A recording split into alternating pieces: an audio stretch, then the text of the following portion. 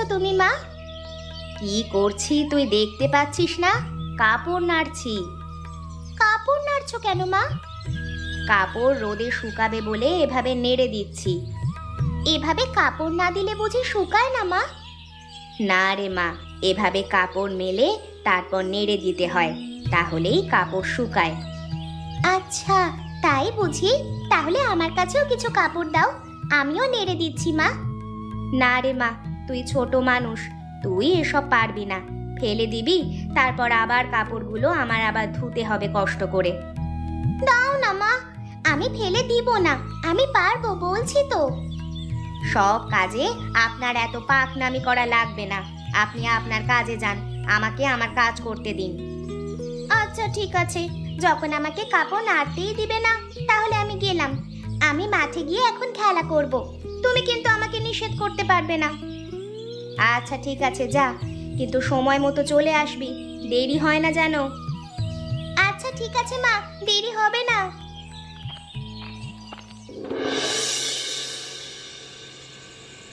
আমার আর এমন ভাত খেতে ইচ্ছে করছে না, তাও তোমরা প্রতিদিন এই ভাত কেন রান্না করছো মা? তা তোর জন্য কি নিয়ে আসতে হবে? পোলাও, কোরমা এসব আসবে নাকি? আমি পোলাও কোরমা আনতে বলেছি নাকি? শুধু 3 বেলা এই পান্তা ভাতগুলো আর খেতে দিও না, এগুলো খেতে খেতে জীবন বরবাদ হয়ে যাচ্ছে। আছে এই পান্তা ভাত, এছাড়া আর কি খাবি? পান্তা ভাত ছাড়া বুঝি এই দুনিয়ায় আর কিছুই নেই? জীবনটা এমন হয়ে গেছে, গরম ভাত বলে যে কিছু আছে সেটা এখন ভুলেই গেছি। আচ্ছা আচ্ছা, এই পান্তা ভাত খেলে খা, না খেলে ঘুমা। কি গো গিন্নি, তুমি মেয়েটার সাথে এমন বাজে ব্যবহার করছো কেন? ও তো খারাপ কিছু বলেনি, শুধু ভাতের কথাই তো বলেছে। মেয়েটা তো আর কোরমা পোলাও খেতে চায়নি। মেয়ের জন্য যদি এতই ধরো, তাহলে আনো না, মেয়েকে কোরমা পোলাও এনে খাওয়াও। এই মুরত তো আর নেই তোমার। আজকে গরিব হয়েছি বলে তুমিও আমার উপর বিরক্ত হয়ে গেছো গিন্নি। আমি তো ভাগ্য বদলানোর প্রচণ্ড চেষ্টা করছি, কিছুই তো হচ্ছে না। আমাদের কপালটাই খারাপ, কথায় আছে না, নুন আনতে পান্তা ফুরায়। এখন আমাদের সেই অবস্থা, পান্তা আর ফুরাবে কোথায়? প্রতিবেলাই পান্তা খাই। একবেলা রান্না করি, কোনো মতে দুবেলা পান্তা ভাত খাই। রান্না করবার মতো চালও তো আর নেই। কোনো কোনো সময় মানুষের থেকে চেয়ে আনি, তারাও তো আর আমাদের গরম ভাত দেয় না, দেয় এই পান্তা ভাত। হ্যাঁ, পান্তা ভাতে সংসার করছি। সরকারি চাল এসেছে, কালকে একবার ইউনিয়ন পরিষদে গিয়ে দেখি, হয়তো চাল পেতে পারি। এই বেলায় পান্তা দিয়ে খেয়ে নে রে মা। আচ্ছা ঠিক আছে বাবা। কানাইদা, এটা কিন্তু একদমই তোমার করা উচিত হয়নি। তুমি কিন্তু তোমার কথার বরখেলাপ করলে। আরে আমি এখানে কি করতে পারি? সরকার থেকে বরাদ্দ এসেছে গ্রামবাসীদের জন্য। অনেক সময় তো অনেক কি দেয় না। আরে বাবা, যেমন বুড়ির চাল এবারে বুড়িকে দেয়নি, বলেছি তার নাম কাটা গেছে, সেই সময় চাল তোমাকে দিয়ে দিয়েছি আর কি। কথা তো এমন ছিল না।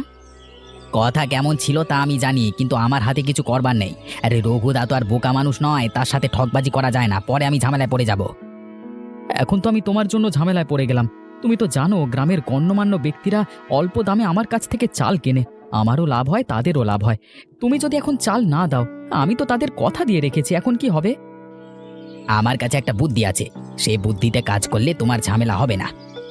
কি বুদ্ধি বলো?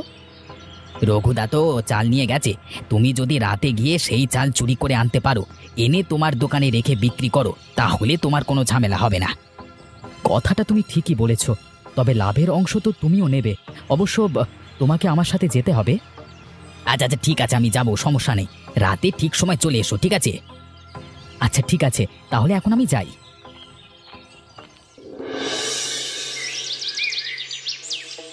দেখ রূপামা, আমি কি নিয়ে এসেছি তোদের জন্য। এ কি বাবা, এ তো দেখছি তুমি নতুন চালের বস্তা নিয়ে এসেছো।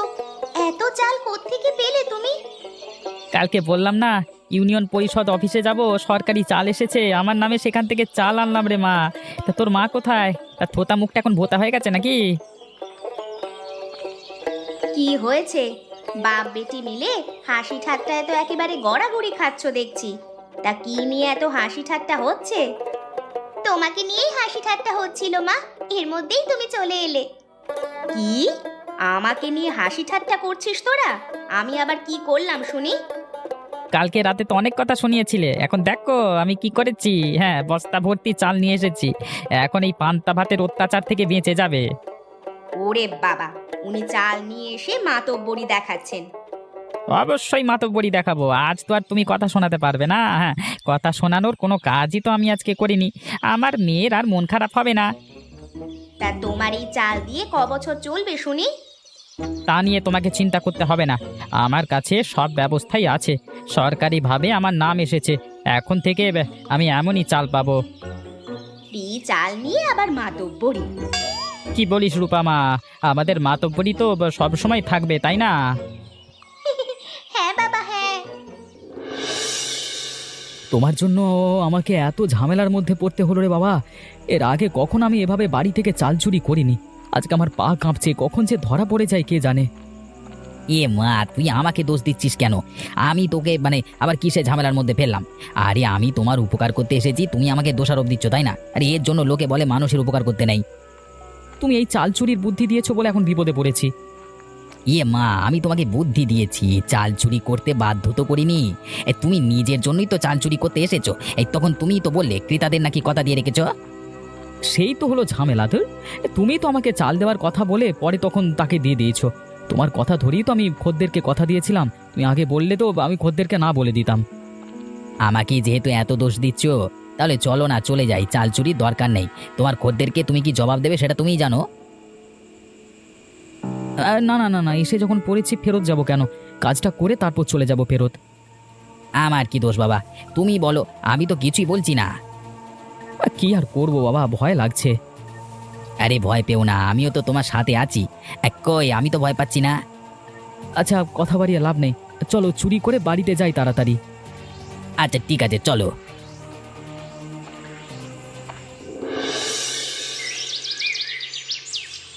এ কি সর্বনাশ হলো!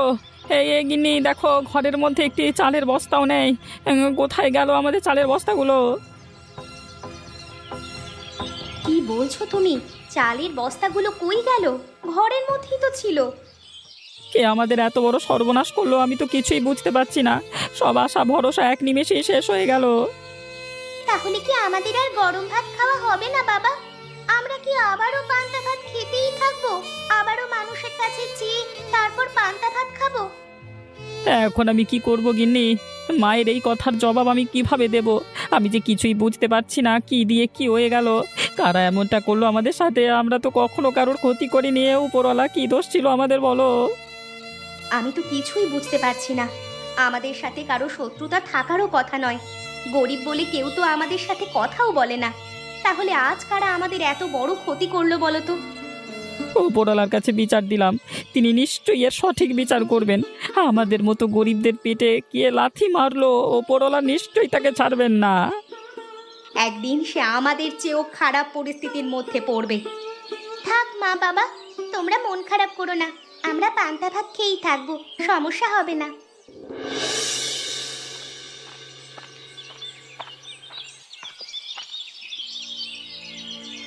কি রে রঘু, শুনলাম তোদের বাড়িতে নাকি চুরি হয়েছে।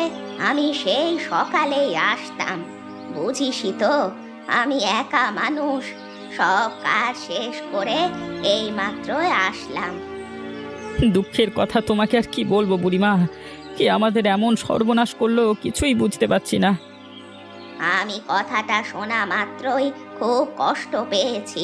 আমরা সবাই এমনিতেই গরিব মানুষ, তার উপর যদি আমাদের বাড়িতে চুরি হয়, আমাদের যে কোনো অস্তিত্বই থাকবে না। কিছু করার নেই বুড়িমা, তুমি তো তাও আসলে।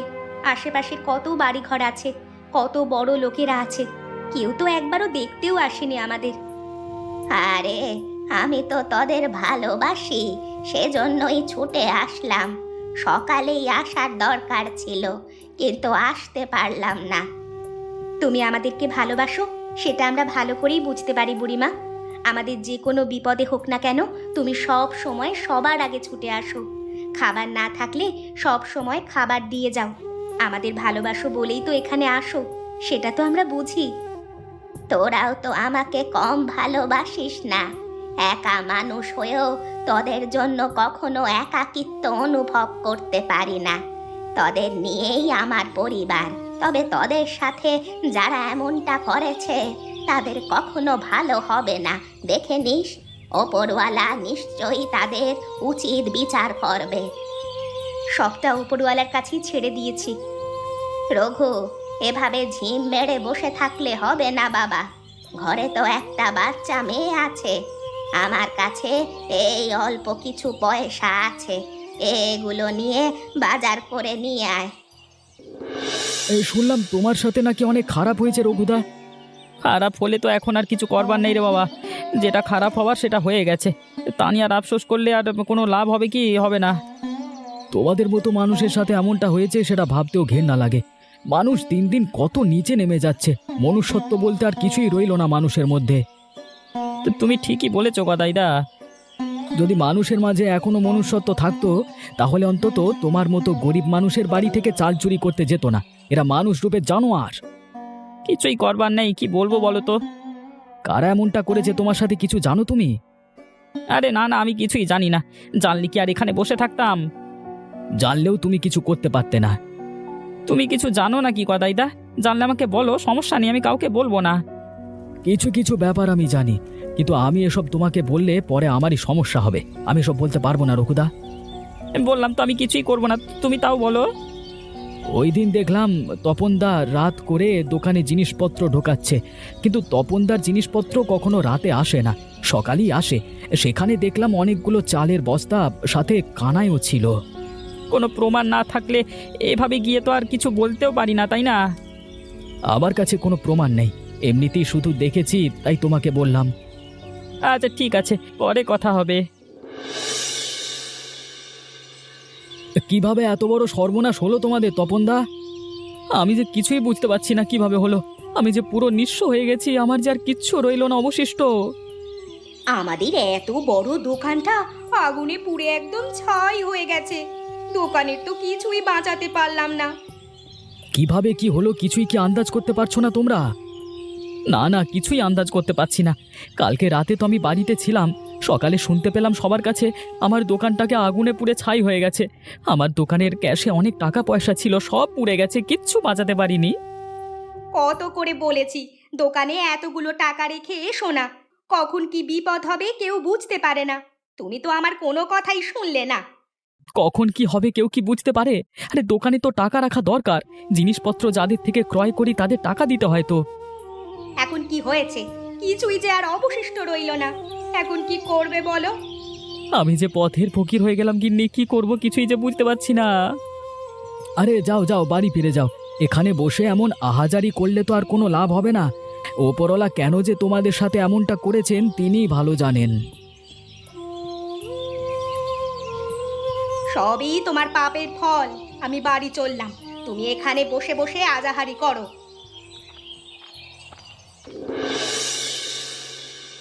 ইরে ছায়া, তোর ওই হিংসুটে প্রতিবেশীর অবস্থা কেমন হয়েছে? হ্যাঁ বুড়িমা, সবটাই দেখেছি। ওরা তো এই পথে বসলো বলে।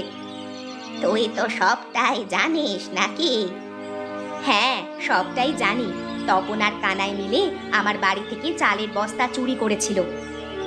দেখলি, ওপরওয়ালা ঠিক বিচার করে দিয়েছে। হ্যাঁ, একদম উচিত হয়েছে ওদের সাথে। এখন শুধু ওই কানাইয়ের পালা। গ্রামবাসী এমনিতেই সবাই ওই কানাইয়ের ওপর ক্ষেপে আছে। তপনের ওপর ক্ষেপে ছিল। তপনের ওপরওয়ালা যা বিচার করেছেন, তারপর ওকে আর কিছু করতে হবে না গ্রামবাসীর। এতদিন আমরা গরিব ছিলাম, আর ওই তপনরা সম্পদশালী ব্যক্তি ছিল। দেখো বুড়িমা, বিধাতার কি নিদারুণ পরিহাস। ওরা আজকে আমাদের থেকেও নিচে চলে গেছে। দেখ, কবে তোর কাছে ভিক্ষা চাইতে আসে। ওরা আসলে আমি ওদের ভিক্ষাও দেব না। ওদের মতো লোকেদের ভিক্ষা দেওয়া পাপ হবে। শুনেছি গ্রামবাসী সবাই নাকি এখন ওদের নিয়ে হাসি ঠাট্টা করছে। অবশ্যই তাদের নিয়ে হাসি ঠাট্টা করবে। ওরা তো হাসি ঠাট্টার কাজ করেছে। সম্পদশালী ব্যক্তিও চুরি করছে, এখন গরিব হয়ে বাজারে বাজারে ভিক্ষা করবে। গ্রামের কোনো লোক ওদের ভিক্ষা দেবে বলে আমার তো মনে হয় না। গ্রামের লোক সবাই সবটা জানে। এখন ওরা কত বড় অপরাধী। তুমি এখানে ছায়াদি, তোমাকে রঘুদা এক্ষুনি বাড়িতে যেতে বলেছে। হ্যাঁ, কেন? কিছু হয়েছে? আমি কিছু জানি না, তুমি গিয়ে দেখো।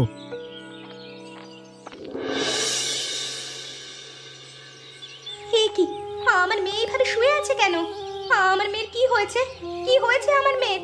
তোমরা তোমরা চুপ করে থেকো না, বলো। আপনি এভাবে ভেঙে পড়বেন না, ভয়ের কোনো কারণ নেই। আপনার মেয়ের গুরুতর কিছু হয়নি। আমার মেয়ে তো সকাল অবধি ভালো ছিল, হঠাৎ কি হলো ডাক্তার আপা, বলেন আমায়। কখন কিভাবে কে অসুস্থ হয়ে পড়বে সেটা তো কেউই জানে না। সকালে সুস্থ ছিল, এখন অসুস্থ হয়ে পড়েছে। কি হয়েছে আমার মেয়ের সেটা আপনি বলুন একবার, খুব জানতে ইচ্ছে করছে। সত্যিটা আমাকে বলুন, চুপ করে থাকবেন না। আপনাকে বললাম তো, ভয়ের কোনো কারণ নেই। আপনার মেয়ের তেমন কোনো গুরুতর সমস্যা হয়নি। ডাক্তার আপা, যেটুকু সমস্যা হয়েছে সেটুকু আমাদের বলুন, আমরা শোনবার জন্য প্রস্তুত। আপনার মেয়ের কিছু সমস্যা হয়েছে, শরীরে ভিটামিনের অভাব। ঠিকমতো মনে হয় খাবার দাবার খায় না নাকি? আমরা গরিব মানুষ, 3 বেলা ভাতই খেতে পারি না, ভালো খাবার কিভাবে খাওয়াবো বলুন তো? আরে তেমন ভালো দামি দামি খাবারের প্রয়োজন নেই। শাক পাতা, ছোট মাছ, বাড়ির আশেপাশের যে ফলমূল, এগুলিই ঠিকমতো খাওয়াবেন। আমরা তো পান্তা ভাত খাই, তার জন্য এমন সমস্যা হচ্ছে নাকি? তাতে কোনো সমস্যা নেই, তবে একই খাবার বারবার না খাওয়া ভালো। পান্তা ভাতের সাথে আপনি শাক, সবজি, ছোট মাছ এগুলো দেন, সমস্যা নেই, সুস্থ হয়ে যাবে আপনার মেয়ে। আপনার কথা শুনে কিছুটা ভরসা পেলাম। আচ্ছা ঠিক আছে, আমায় আরও রোগী দেখতে যেতে হবে, আমি তাহলে গেলাম। আচ্ছা ঠিক আছে আপা। এই কানাইকে কোনোভাবেই ছাড়বো না, শালা একটা আস্ত বদমাস। আমার নামে সরকার থেকে চাল এসেছে, শালা সেই চাল চুরি করে অন্য লোকেদের কাছে বিক্রি করেছে। আমাকে বলে কি না তোমার নাম কাটা গেছে, তোমার নামে চাল আসেনি। শালা আমাকে বোকা পেয়েছে। তোমাকে একা কিনা, পুরো গ্রাম লুটে খেয়েছে এই কানাই হারামজাদা। হারামজাদা এত বড় পেট, শুধু খাই খাই করে, পুরো গ্রাম শুদ্ধ গিলে খাবে হারামজাদা।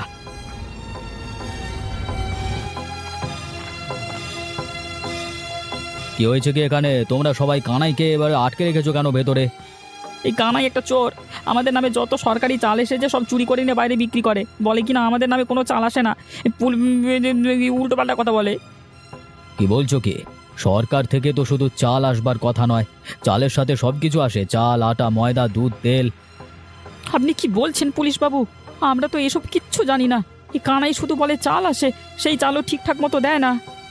পুলিশ বাবু, আমার নামে চাল এসেছে, এই এই কানাই কিনা বলেছে আমার নাম সরকারিভাবে কাটা গেছে, আমি আর চাল পাবো না।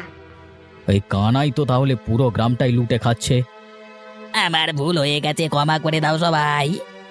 হ্যাঁ, তোকে ক্ষমা করে দেবো, চল চল আমাদের সাথে থানায় চল, থানায় গিয়ে ক্ষমা বের করবো তোর পেছন দিয়ে, চল চল চল তাড়াতাড়ি চল। নিয়ে যান ওকে। আর আমাদের এখানে সবচেয়ে সৎ লোক হলো এই রঘু। ইউনিয়ন পরিষদের এই সরকারি জিনিসপত্রের দায়িত্ব আপনি এই রঘুকে দিয়ে যান পুলিশ বাবু। তুমি একা বললে তো আর হবে না, গ্রামের সবার সমর্থন থাকতে হবে। কি হলো গ্রামবাসী, তোমরা সবাই চুপ করে আছো কেন? রঘুর ওপর ভরসা আছে না সবার? তাহলে বলো। আচ্ছা ঠিক আছে, সব দায়িত্ব রঘুকে দিয়ে গেলাম। কেউ লাইন অমান্য করবেন না, লাইন ভেঙে কেউ যদি সামনে আসো তাহলে কিন্তু আমি তাকে কোনো সরকারি জিনিসপত্র একদম দেবো না, সবার শেষে দেবো। সমস্যা নাই রঘুদা, কেউই লাইন অমান্য করবে না, তুমি তোমার কাজ করো। শুনেছিস রঘু, কি হয়েছে? আবার কি হয়েছে বুড়িমা? কানাইকে তো পুলিশ ধরেই নিয়ে গেল। তপন ও তার বউ কমলা দুজনেই নাকি নিজ ঘরে আত্মহত্যা করেছে। পুলিশ এসেছিল গতকাল রাতে, লাশ নিয়ে গেছে। কি বলছো কি? ওরা আবার আত্মহত্যা করতে গেল কেন? আত্মহত্যা করবে না তো কি করবে? ব্যবসা তো বিশাল বড় লোকসান খেলো, তারপর গ্রামে যে কুকীর্তি করেছে, এরপর আর লজ্জা মুখ দেখাবে কিভাবে? সেজন্যই হয়তো আত্মহত্যার পথই বেছে নিয়েছে। একটা কথা কি বুড়িমা জানো তো, ওপরওয়ালা যাকে দেবেন মানুষ কোনোদিন তা আটকে রাখতে পারবে না, ওপরওয়ালা যার থেকে কেড়ে নেবেন সেও কোনোভাবে তা আটকে রাখতে পারবে না। হ্যাঁ, তুই ঠিক বলেছিস রঘু। ওপরওয়ালার কাজ ওপরওয়ালা নিশ্চয়ই করেন এবং সঠিক সময়েই করেন। যারা যারা অন্যায় করেছিল ওপরওয়ালা তাদের প্রাপ্য শাস্তি বুঝিয়ে দিয়েছেন। থাক বুড়িমা, যা হবার হয়েছে, ওসব নিয়ে আর কথা বলে লাভ নেই। এমনই মজার মজার গল্প দেখতে আমাদের চ্যানেলটিকে সাবস্ক্রাইব করতে ভুলবেন না।